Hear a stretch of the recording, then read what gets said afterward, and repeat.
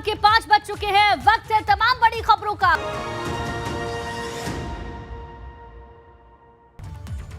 वहीं मैनपुरी में सपा प्रत्याशी डिंपल यादव के लिए सपा के पूर्व मंत्री और मैनपुरी सपा जिलाध्यक्ष आलोक शाक्य नामांकन प्रक्रिया को शुरू करने के लिए आवेदन खरीदने पहुंचे।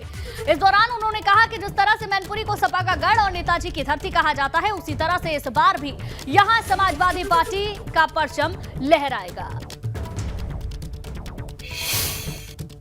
आज श्रीमती डिंपल यादव जी का 4 सेटों में नामांकन लिया है और नामांकन लेने के बाद प्रक्रिया पूरी हो जाएगी तो नामांकन की डेट भी आ जाएगी जी। और जहाँ तक माननीय डिंपल यादव जी का सवाल है, आपके पड़ोस के जनपद कन्नौज से सांसद रही, परिवार का मामला है जी। और परिवार ने सेंट्रल बोर्ड ने माननीय राष्ट्रीय अध्यक्ष ने तय किया, उसका हम लोग पालन करेंगे। पूरा परिवार एक है जी और एक होकर श्रीमती डिंपल यादव को जिताने का काम करेंगे।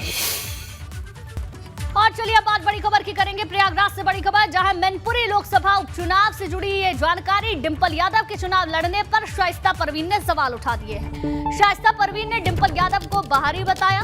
डिंपल परिवार की बहू लेकिन खून नहीं है, ये शाइस्ता ने कहा है। शिवपाल यादव में दिखता है मुलायम सिंह का। शिवपाल यादव मिलना चाहिए था एसपी से टिकट। शिवपाल यादव को ये कहा है शाइस्ता परवीन ने। मैं प्रयागराज मेयर का चुनाव लड़ूंगी, शाइस्ता परवीन ने इस बात को भी कहा है। तो ये बड़ी जानकारी आपको प्रयागराज से दें। मैनपुरी लोकसभा उपचुनाव से जुड़ी ये बड़ी खबर। डिंपल यादव का नाम मैनपुरी से समाजवादी पार्टी के प्रत्याशी के तौर पर सामने आने के बाद जो तमाम कयास थे उन पर पूर्ण विराम लग गया, लेकिन इसके साथ साथ अब सवाल भी खड़े हो गए हैं। डिंपल यादव के चुनाव लड़ने पर शाइस्ता परवीन ने सवाल उठाया है। उन्होंने कहा कि डिंपल यादव को बाहरी उन्होंने बताया, डिंपल परिवार की बहू है लेकिन खून नहीं है। कि मैनपुरी पार्लियामेंट की सीट जो नेताजी से के स्वर्गवास की वजह से खाली हुई है, उस पर डिंपल यादव चुनाव लड़ेंगी। डिंपल यादव बहुत मिलनसार और बहुत अच्छी हैं, लेकिन उस परिवार का खून नहीं है। ऐसे जब सोनिया गांधी के प्रधानमंत्री के बनने की बात आई थी तो उस वक्त नेताजी ने, मुलायम सिंह जी ने कहा था कि ये बाहर की है और यही बात विधान डिंपल यादव के चुनाव में चल जाएगी। मुलायम सिंह जी के निधन के बाद मैनपुरी से चुनाव लड़ने का हक उनके छोटे भाई शिवपाल यादव जी का है। शिवपाल जी को लड़ाने से सपा भी मजबूत होगी और सपा जीत भी सकती है, वरना आजमगढ़ की तरह मैनपुरी सीट भी सपा हार जाएगी, क्योंकि पूरे प्रदेश के जितने बुजुर्ग यादव भाई हैं वह मुलायम सिंह जी की मोहब्बत और मुरब्बत की वजह से रुके हैं। सर जी को कहना है कि मेयर की सीट बैकवर्ड हो या जनरल हो, आपको चुनाव लड़ना है। मैं जा रही हूँ बहन मायावती जी से मिलने, और अगर वह तैयार हो गई तो मैं MIM और बहुजन समाज पार्टी के अलायंस से चुनाव लड़ूंगी। तो अतीक अहमद की पत्नी है शाइस्ता परवीन, इनको आपने सुना। इनका कहना है कि मैनपुरी सीट के असली हकदार मुलायम सिंह यादव के बाद शिवपाल यादव है। डिंपल यादव को उन्होंने बाहरी बताया। उन्होंने कहा वो मिलनसार महिला है लेकिन परिवार का खून नहीं है। शाइस्ता परवीन ने ये तमाम बातें कही हैं। डिंपल परिवार की बहू लेकिन खून नहीं, ये बात उन्होंने दोहराई है। इसके साथ साथ आपको बता दें, शिवपाल यादव को उन्होंने लेकर कहा है कि मुलायम सिंह यादव के बाद उस सीट पर चुनाव लड़ने का और जीतने का हक उनके भाई शिवपाल यादव का होना चाहिए। भाजपा प्रदेश अध्यक्ष भूपेंद्र चौधरी का अखिलेश पर ट्वीट। परिवारवाद को लेकर सपा पर हमला किया है। अखिलेश यादव का परिवारवाद ही सपा का असली समाजवाद है, ये बात कही है। श्री अखिलेश यादव जी का परिवारवाद ही सपा का असली समाजवाद है। आजमगढ़ लोकसभा उपचुनाव में भाई धर्मेंद्र यादव को टिकट और अब मैनपुरी लोकसभा उपचुनाव में पत्नी श्रीमती डिंपल यादव जी को टिकट दिया है। ये ट्वीट किया है भूपेंद्र चौधरी ने और अखिलेश यादव पर सीधे तौर पर निशाना साधा है। परिवारवाद सपा का इतिहास था, वर्तमान है और भविष्य भी रहेगा। तो भाजपा प्रदेश अध्यक्ष का यह ट्वीट अखिलेश यादव को लेकर, जिसमें उन्होंने कहा है समाजवादी पार्टी का जो इतिहास है वो परिवारवाद का रहा है, वर्तमान भी वही है और भविष्य भी यही रहेगा।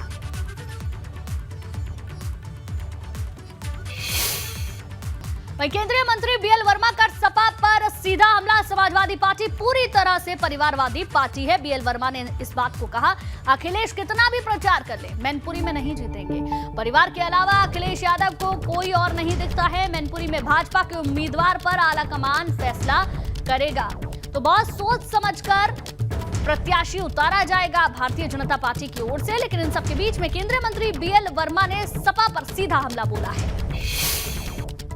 उत्तर प्रदेश में मैनपुरी में लोकसभा का उपचुनाव होना है, तो वहीं खतौली और रामपुरी विधानसभा का उपचुनाव होना है। हमारे साथ बातचीत के इस वक्त मौजूद है केंद्रीय सहकारिता राज्य मंत्री बीएल वर्मा जी। सर, डिंपल यादव को प्रत्याशी बनाया समाजवादी पार्टी ने मैनपुरी से, लग रहा है कि परिवारवाद से आगे नहीं सोच पाई समाजवादी पार्टी, और बीजेपी की क्या रणनीति रहेगी?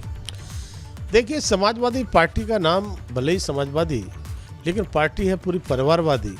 और डिंपल यादव का टिकट देकर उन्होंने सिद्ध कर दिया है कि मैं, मेरी पत्नी, मेरा भाई, इससे आगे वो जा नहीं सकते। और मुझे लगता है कि परिवारवाद का जिस तरह से ये काम करते हैं, ये उत्तर प्रदेश की जनता हो या देश की जनता हो, ये कोई पसंद नहीं करती। और जहाँ तक भारतीय जनता पार्टी का सवाल है, मैं कह सकता हूँ कि जिस तरह से भाजपा का कार्यकर्ता वर्ष में 365 दिन अगर होते हैं, लगातार 365 दिन काम करने वाला कोई कार्यकर्ता निष्ठा से है, तो भाजपा कार्यकर्ता है। सर, अगर बात करें तो अपर्णा यादव भी बीजेपी की ओर से टिकट मांगती हुई दिख रही हैं। कल उन्होंने प्रदेश अध्यक्ष से मुलाकात की, दिल्ली में भी केंद्रीय आलाकमान से मुलाकात की है। आपको लग रहा है कि उनको कैंडिडेट बनाया जाना चाहिए, बहू वर्सेस बहू हो जाए, मुलायम की दो बहू आमने सामने? देखिए, भाजपा का नेतृत्व, चाहे हमारा प्रदेश का नेतृत्व हो या शीर्ष नेतृत्व हो, बहुत विचार करके फैसला करता है, और किसी न किसी पार्टी के कार्यकर्ता पर ही फैसला करेगा। इसलिए हम कह सकते हैं कि लोकतांत्रिक तरीके से जिस तरह से हमारे, चाहे वो चुनाव समिति फैसला लेती है, चाहे अन्य कार्य होते हैं, वो लोकतांत्रिक तरीके से होंगे। भाजपा कार्यकर्ता जो भी चुनाव लड़ेगा वो जीतेगा। आपको लग रहा है कि अपर्णा यादव बेहतर चुनाव लड़ सकती हैं आप? और अपर्णा यादव वो लड़ेंगी तो वो जीतेंगी, और दूसरा कोई कार्यकर्ता लड़ेगा तो वो जीतेगा।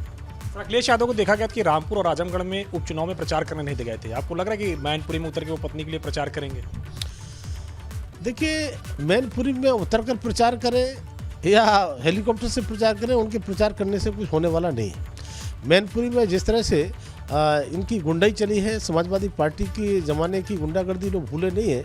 और आज माननीय प्रधानमंत्री मोदी जी के नेतृत्व में और योगी जी के नेतृत्व में जो सुशासन का संदेश नीचे तक जा रहा है, वो मैनपुरी में भी है। और हम कह सकते हैं कि मैनपुरी का चुनाव बहुत रोचक तो हो सकता है, लेकिन परिणाम भाजपा के पक्ष में रहने वाला है और कमल खिलेगा। शुक्रिया से बातचीत करेंगे केंद्रीय सहकारिता राज्य मंत्री बीएल वर्मा, जिनका कहना है कि उपचुनाव में भाजपा इस बार जीतेगी, क्योंकि पहले भी वो तमाम सारी सीटें जीत चुकी है जहां पे बीजेपी कभी नहीं जीती थी। कैप्शन धर्मदत्त के साथ अविनाश तिवारी, एबीपी दिल्ली। वहीं यूपी के पर्यटन मंत्री जयवीर सिंह ने भी डिंपल यादव को उम्मीदवार बनाने पर हमला बोला। उन्होंने कहा कि सपा परिवार के आगे नहीं सोचती, भाजपा जिसे भी उम्मीदवार बनाएगी उसकी ही जीत होगी।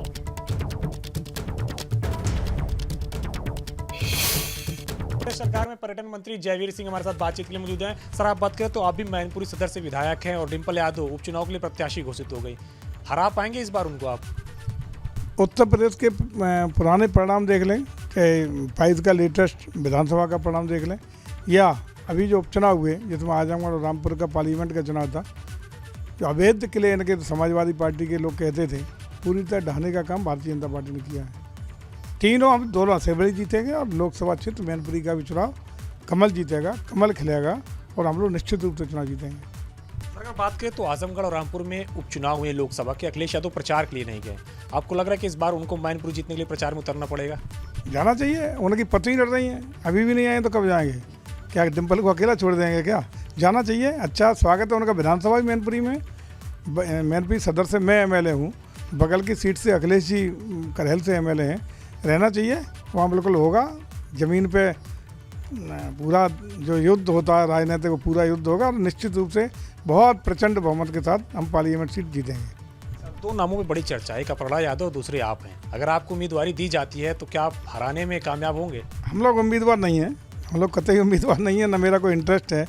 लेकिन जैसा पार्टी का जिसको भी आदेश मिलेगा, कमल लड़ेगा, कमल जीतेगा और जिताएंगे। जो भी लड़ेगा, जो भी पार्टी का शीर्ष नेतृत्व निर्णय लेगा, उसको चुनाव जीताएंगे। लेकिन मैनपुरी से भारतीय जनता पार्टी का सांसद चुन के आएगा, ये पक्का है। कहना है कि मैनपुरी सीट में भाजपा की जो भी कैंडिडेट होगा वो चुनाव जीतेगा, जैसा कि जिन्होंने बताया कि पिछले विधानसभा चुनाव में 2 विधायक वहां से जीत के आते थे, इस बार लोकसभा उपचुनाव में भी जीतने का काम होगा। कैप्शन धर्मदत्त के साथ अविनाश तिवारी, एबीपी गंगा। वहीं मैनपुरी में सपा प्रत्याशी घोषित होने पर भाजपा का हमला। केंद्रीय मंत्री एसपी सिंह बघेल का भी बयान सामने आया है। अखिलेश को सिर्फ प्रचार ही नहीं, कैंप भी करना पड़ेगा। एसपी सिंह बघेल ने कहा अखिलेश यादव को गांव-गांव घूमना पड़ेगा। भाई के लिए प्रचार नहीं, पत्नी के लिए करेंगे प्रचार। ये दोहरा मापदंड, ये परिवारवाद ही इनको ले डूबेगा। भाजपा से चाहे जो लड़ ले वही जीतेगा। एसपी सिंह बघेल ने ये बात कही है। बातचीत की मौजूद है केंद्रीय कानून राज्य मंत्री एसपी सिंह बघेल जी। सर, अगर बात करें तो मैनपुरी से डिंपल यादव प्रत्याशी घोषित हो गई सबको, आपको लग रहा है कि वो फाइट कर पाएंगे, कम्पीट कर पाएंगे? एक बार समाजवादी पार्टी ने अपने परिवारवाद पार्टी का परिचय दिया उनको लड़ा करके, और वैसे किसी भी पार्टी का अपना होता है कि वो किसको लड़ाएं, लेकिन आजमगढ़ भी उन्होंने परिवार को लड़ाया और यहाँ भी लड़ाया। सर, अगर बात करें तो अपर्णा यादव की चर्चा हो रही बीजेपी से, आपको लग रहा है कि बीजेपी कैंडिडेट बनेंगी तो बहू वर्सेस बहू में वो जीत पाएंगी? भारतीय जनता पार्टी किसी को भी अपना प्रत्याशी बनाए, इस बार भारतीय जनता पार्टी मैनपुरी लोकसभा जीतेगी। उसके आंकड़े साफ हैं कि पिछला 2019 के लोकसभा चुनाव में सपा और बसपा का गठबंधन था, उसमें श्री मुलायम सिंह यादव, जो स्वर्गीय मुलायम सिंह यादव जी जो बहुत बड़े नेता थे, वो मात्र 94,000 से ही वो अपना चुनाव जीत पाए थे। और अब बीएसपी नहीं है, और बीएसपी मैनपुरी लोकसभा में 1 लाख वोट ट्रांसफ़र कर देती। अगर पिछली बार भी बीएसपी से गठबंधन ना होता तो समाजवादी पार्टी मैनपुरी में निश्चित तौर से हारती। और अब गठबंधन नहीं है, और अब मुलायम सिंह यादव जैसा बड़े व्यक्तित्व का प्रत्याशी नहीं है, इसलिए बीजेपी जीतेगी। सर, एक आखिरी सवाल है, रामपुर और इसके अलावा अगर बात करें आजमगढ़ में अखिलेश प्रचार करने गए, जब करहल से आप विधानसभा चुनाव लड़ रहे थे तो आपने साफ कहा था कि अखिलेश को आना पड़ेगा, तो लग रहा है कि इस बार पत्नी को जिताने के लिए मैनपुरी में रहना पड़ेगा? आज की तारीख, स्थान और समय नोट कर लो। वो आजमगढ़ और रामपुर नहीं गए, वो पता नहीं क्यों नहीं गए, लेकिन मैनपुरी में अखिलेश यादव ही नहीं, डिंपल यादव घर घर वोट मांगेंगी। रामगोपाल जी, शिवपाल जी, अक्षय यादव, धर्मेंद्र यादव, तेज प्रताप यादव, ये सारे मैंने एमपीओं के नाम लिए, पूर्व एमपी, वर्तमान एमपी, ये पूरा कैंप मैनपुरी लोकसभा पर करेंगे। शुक्रिया हमसे बातचीत करने के लिए। कैमरा धर्मोत्तर के साथ अविनाश तिवारी, एबीपी गंगा, दिल्ली। मैनपुरी से डिंपल यादव को सपा प्रत्याशी बनाए जाने पर कन्नौज से भाजपा सांसद सुब्रत पाठक ने तंज कसा है। उन्होंने कहा कि समाजवादी पार्टी ने अपने मूल चरित्र के हिसाब से ही मैनपुरी लोकसभा उपचुनाव में डिंपल यादव को प्रत्याशी घोषित किया है। सुब्रत पाठक ने कहा कि सिर्फ जातिवाद और परिवारवाद ही समाजवादी पार्टी का मूल चरित्र है। से समाजवादी पार्टी का निर्माण तो समाजवाद के नाम पर हुआ था, लेकिन जब पार्टी अस्तित्व में आई तो यह जातिवादी हो गई, और फिर जो जातिवाद से भी जब इनका विस्तार हुआ तो फिर उसके बाद ये परिवारवादी हो गया, माने एक ही परिवार के लोगों को सब कुछ मिलेगा। से समाजवादी पार्टी का निर्माण तो समाजवाद के नाम पर हुआ था, लेकिन जब पार्टी अस्तित्व में आई तो यह जातिवादी हो गई, और फिर जो जातिवाद से भी जब इनका विस्तार हुआ तो फिर उसके बाद ये परिवारवादी हो गया, माने एक ही परिवार के लोगों को सब कुछ मिलेगा। और इसी बीच एक बड़ी खबर आपको बता दें, बरेली मंडल विकास की रफ्तार में आया नंबर 1। सीएम के आदेश पर विकास की रफ्तार में बरेली नंबर 1 बना है। उत्तर प्रदेश कार्यक्रम क्रियान्वयन विभाग ने इसकी रैंकिंग जारी की है। रैंकिंग में मेरठ दूसरे स्थान पर, आगरा और अयोध्या तीसरे नंबर पर। विकास की योजनाओं के आधार पर रैंकिंग की गई है, जिसमें कि नंबर 1 बरेली बना है, दूसरा स्थान मेरठ का है, तीसरा स्थान आगरा और अयोध्या का है। विकास की योजनाओं के आधार पर ही ये रैंक दिया गया है।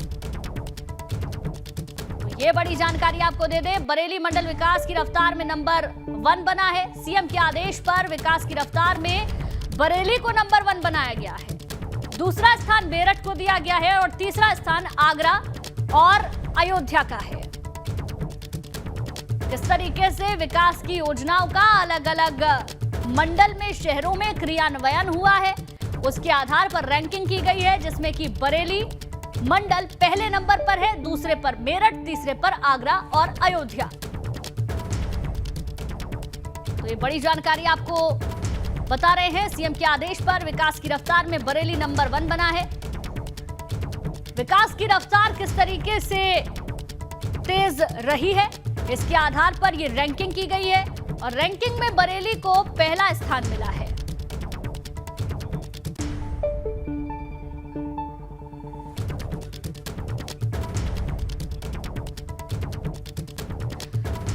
तो आपको बता दें, कमिश्नर संयुक्ता समझदार की मेहनत रंग लाई है, जिसके बाद बरेली नंबर 1 बना है।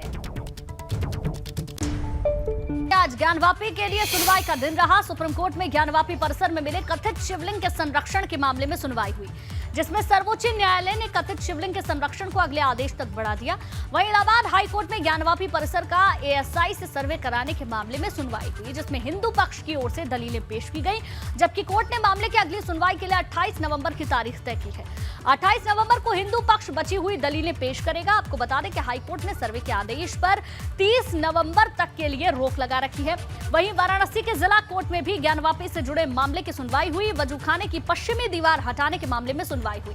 कोर्ट ने अब इस मामले में सुनवाई के लिए अगली तारीख 5 दिसंबर तय की है। देखिए, 3 अलग अलग तस्वीरें इस वक्त आपकी टेलीविजन स्क्रीन पर हैं। सुप्रीम कोर्ट में क्या हुआ वो हम आपको बता रहे हैं। कथित शिवलिंग के संरक्षण की मांग पर सुनवाई हुई, जिसमें सुप्रीम कोर्ट ने कहा है कि पुराने आदेश को ही बरकरार रखा जाए। दूसरी तरफ हाई कोर्ट में भी सुनवाई हुई, जहां 28 नवंबर को अगली सुनवाई होगी। और वजूखाने की पश्चिमी दीवार हटाने के मामले में कोर्ट ने सुनवाई की अगली तारीख 5 दिसंबर तय की है।